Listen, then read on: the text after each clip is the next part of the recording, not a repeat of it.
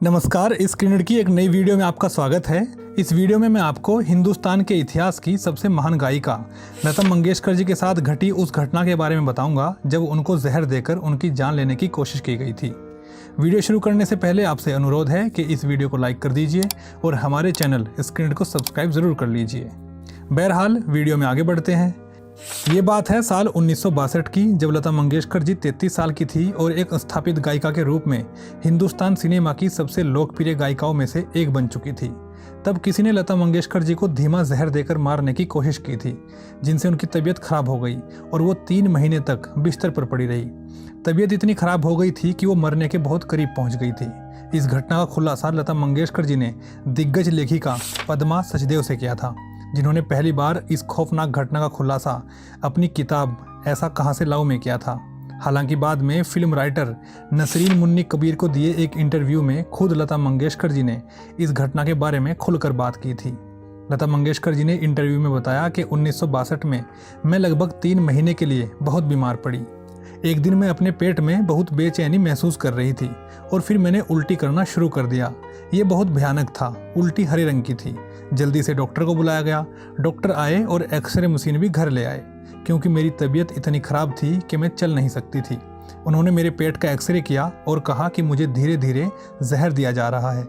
ये जानने के बाद लता मंगेशकर की छोटी बहन उषा मंगेशकर बहुत घबरा गई और सीधे किचन में गई और खाना बनाने वाले नौकरों से कहा कि अब से खाना वो बनाएंगी, ना कि कोई नौकर।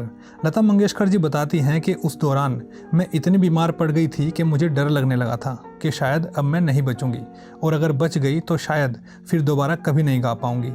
लता मंगेशकर जी के मुताबिक इस काम के लिए किसी ने उनके नौकर को लगाया था, जो जहर की बात का पता चलने के बाद अपने पैसे लिए बिना ही गायब हो गए थे। अपने इंटरव्यू में लता मंगेशकर जी ने कहा कि उन्हें कभी पता नहीं चला कि इसके पीछे कौन था, लेकिन उन्हें शक था कि किसी ने नौकर को इस काम के लिए लगाया था, क्योंकि उनके यहाँ काम करने वाला नौकर उनके यहाँ काम करने से पहले भी किसी बॉलीवुड पर्सनैलिटी के यहाँ काम करता था।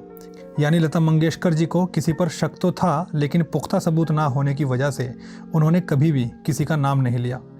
पद्मा सचदेव के मुताबिक इस घटना के बाद बॉलीवुड के मशहूर गीतकार मजरूह सुल्तानपुरी रोज़ाना शाम 6 बजे लता मंगेशकर जी से मिलने उनके घर आते थे और लता मंगेशकर जी के खाने को पहले खुद चखते थे और फिर लता मंगेशकर जी को खाने के लिए देते थे। इसके अलावा मजरूह सुल्तानपुरी लता मंगेशकर जी को खुश करने के लिए कविताएं और कहानियां सुनाते थे, और ऐसे ही धीरे धीरे लता मंगेशकर जी के जीवन से वो बुरा वक्त ख़त्म हो गया, जिसका परिणाम ये रहा कि लता मंगेशकर जी की सुरीली आवाज़ में हमको और ढेर सारे गाने सुनने को मिले। लेकिन पिछले साल 6 फरवरी 2022 को ज़िंदगी ने उनका साथ हमेशा के लिए छोड़ दिया और लता जी हमेशा के लिए स्वर्गवास हो गई और पूरी दुनिया में लाखों करोड़ों लोगों के दिलों में हमेशा के लिए बस गई। तो दोस्तों, इस वीडियो में बस इतना ही। उम्मीद करते हैं ये वीडियो आपको पसंद आई होगी। अगर पसंद आई है तो इसे लाइक कर दीजिए, शेयर कर दीजिए और हमारे चैनल स्क्रीनर को सब्सक्राइब ज़रूर कर लीजिए। धन्यवाद।